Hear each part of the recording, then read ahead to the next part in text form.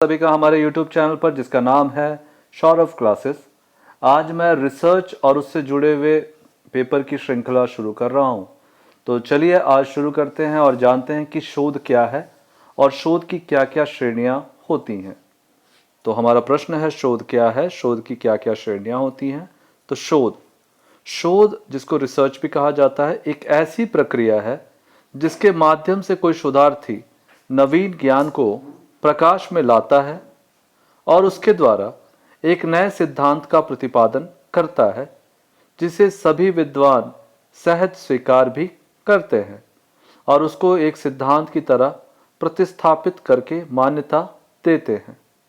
ऐतिहासिक शोध इतिहासकारों, विद्वानों तथा पुरातत्वविदों के मध्य बड़ी तीव्रता के साथ अपना स्थान ग्रहण करता जा रहा है और ये सभी विद्वान अपना अधिकांश समय एवं ऊर्जा नवीनतम शोधों में व्यय करते हुए इतिहास के विषय में हमारे ज्ञान को उत्तरोत्तर समृद्ध कर रहे हैं। इतिहास अपने आप में एक कला और विज्ञान दोनों है, अतः इतिहास लेखन की विभिन्न विधियां अन्य विषयों के लेखन से सर्वथा भिन्न है। जैसे पूर्ण रूपेण वस्तुनिष्ठा इतिहास में प्रायः असंभव होती है, फिर भी प्रयास यह होता है कि लेखन के समय भूतकालीन घटनाओं को वैसे ही चित्रित किया जाए जैसे कि वे घटित हुई थी। इतिहास से संबंधित लोग जैसे इतिहासकार, विद्वान, पुरातत्वविद आदि के बीच शोध काफी लोकप्रिय होता है, क्योंकि शोध से हमें न केवल अपने ज्ञान को परिष्कृत करने का अवसर प्राप्त होता है, बल्कि हम अपने ज्ञान को और ज़्यादा साक्ष्यों के साथ उसे संपुष्ट भी करते हैं। इतिहासकारों और विद्वानों द्वारा लिखी हुई प्रत्येक बात शोध के अंतर्गत नहीं आती। शोध को एक ऐसा क्रियाकलाप के रूप में परिभाषित किया जा सकता है जिसका उद्देश्य किसी वस्तु में नवीन पक्षों को प्रकाशित करना होता है। साथ ही साथ यह वर्तमान को समृद्ध करती है और इसमें विषय विशेष के संबंध में क्रमबद्धता एवं व्यवस्था होती है। शेख अली लिखते हैं कि शोध वह प्रक्रिया है जिसके द्वारा किसी नवीन विचार या ज्ञान विस्तार के लिए कुछ नवीन प्रयास किए जाते हैं। यह एक प्रयास है जिसके द्वारा सुसंगठित, सुव्यवस्थित एवं क्रमबद्धता के चरणों को ध्यान में रखते हुए नवीन तथ्यों की खोज की जाती है या पूर्व ज्ञात तथ्यों के संदर्भ में नई अवधारणाएं प्रतिपादित की जाती है। इस तरह हम पाते हैं कि ऐतिहासिक शोध के द्वारा कुल मिलाकर 3 क्रियाएं संपादित होती हैं। इसकी पहली क्रिया में नवीन तथ्यों का संकलन होता है। इसके बाद इसकी दूसरी क्रिया के अंतर्गत पूर्व ज्ञात तथ्यों की नवीन व्याख्या की जाती है तथा इसकी तीसरी महत्वपूर्ण क्रिया के अंतर्गत तथ्यों की सहायता से सिद्धांतों का प्रतिपादन किया जाता है। प्रायः भारतवर्ष में शोध परास्नातक की उपाधि, जिसे हम एमए भी कहते हैं, की उपाधि प्राप्त करने के उपरांत किए जाते हैं, परंतु भारतवर्ष में कतिपय विश्वविद्यालय में यह परास्नातक पाठ्यक्रम में सम्मिलित होता है, जिसे लघु शोध कहते हैं। यह प्रायः एक लंबे निबंध के रूप में होता है। इसमें प्रायः पूर्व ज्ञात स्रोतों की व्याख्या की जाती है। प्रायः विद्यार्थीगण शोध कार्य पूर्ण करने में विशिष्ट विधियों का प्रयोग करते हैं, परंतु परास्नातक की उपाधि के बाद शोध कार्य करना शोध का गंभीर प्रयास होता है। शोध कार्य अन्य कारणों से किया जा सकता है।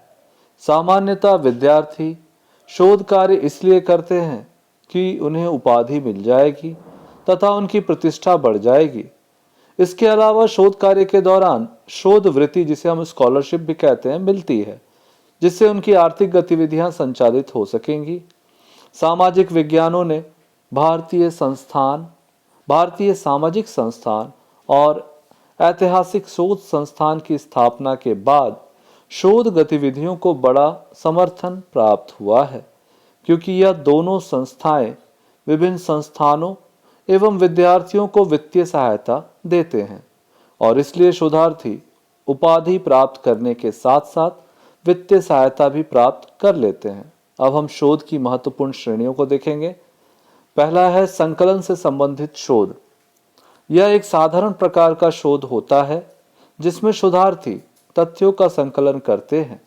इसके आधार पर अपने शोध कार्य में अपने नवीन तथ्यों को समायोजित करते हैं।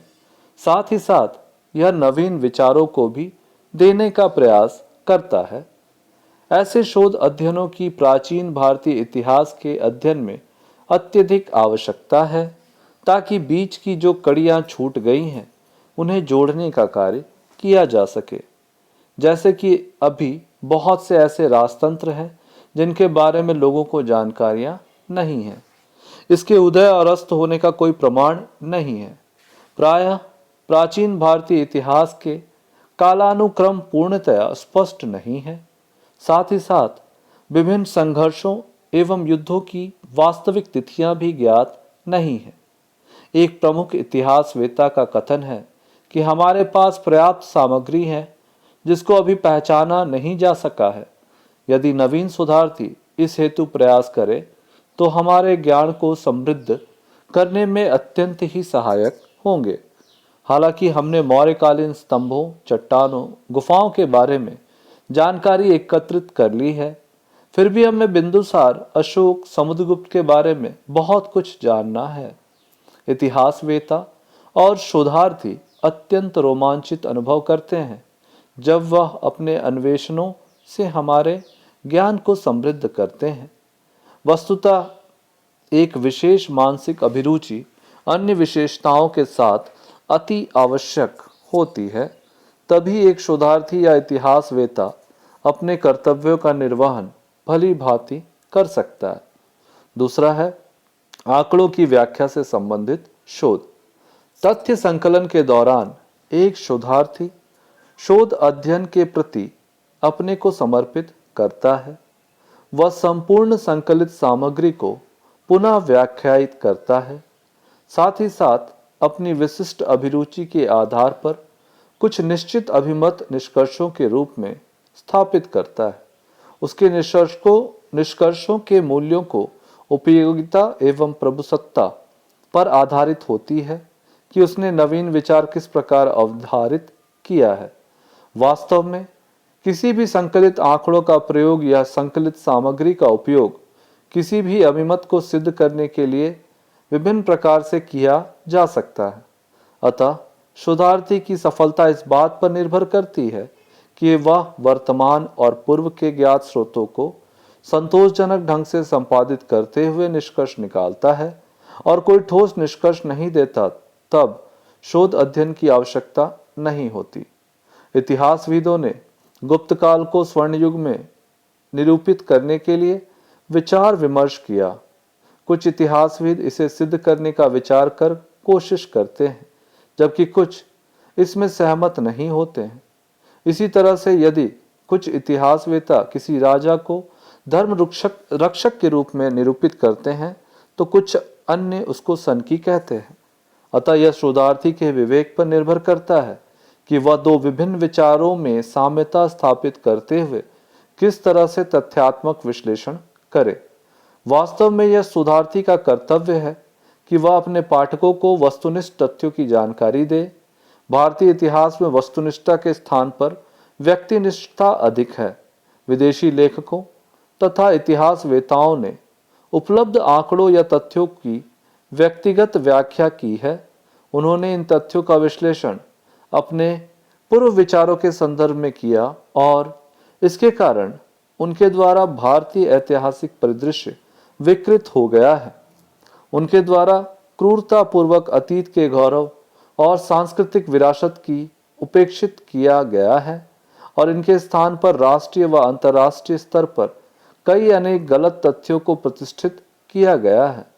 अतः यह आधुनिक संदर्भ में शोधार्थी का परम कर्तव्य हो जाता है कि वे इस तरह के इतिहास का नवीन लेखन आरंभ करें कि विश्व में इन गलत तथ्यों को मान्यता ना मिले और भारत की सच्ची तस्वीर प्रकट की जा सके।